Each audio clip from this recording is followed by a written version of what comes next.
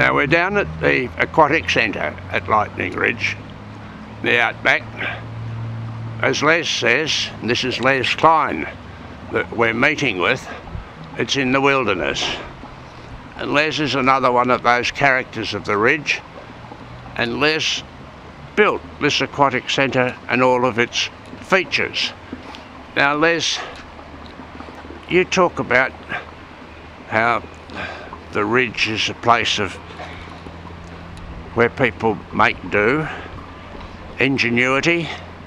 Well, in reality we're social dropouts and we just want to get away from high-speed society, and it's just a very, this is the location where it's a laid-back town, and we can accomplish things that were unthought of. And like this waterworks here, the octopus, somebody told me that in America you'd pay $140,000 or something like that for this. As usual, it's exaggerated claim, but you would pay $35,000. 35, would you? And it wouldn't be as big as this either. And you built this for the ridge, and you built all of the others as well, didn't you? Why don't we just take a quick walk around? The other thing that you've told me about is that the ridge enables people to realise their passions, and for many to research and do all sorts of things artistically. Yes, that's right. These mushrooms, as you can see, they're absolute work of art. And there's no mushrooms that can match these ones.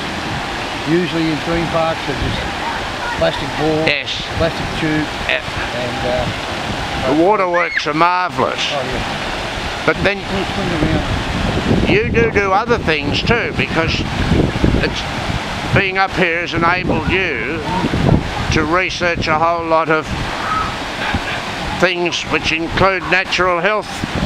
And you've written a number of books, I think, haven't you? Yeah, 13 books, all series, all health books, 3 on health. And this here is even electronic cigar. Rather than smoking the death. So it's an atomizer, there's no char, no nicotine, no carbon monoxide, and it is cheap. And I believe that you've bought a van to go specially around Australia with your books, is that right? Yeah, that's correct. And I will be promoting everything I stand for, and especially these.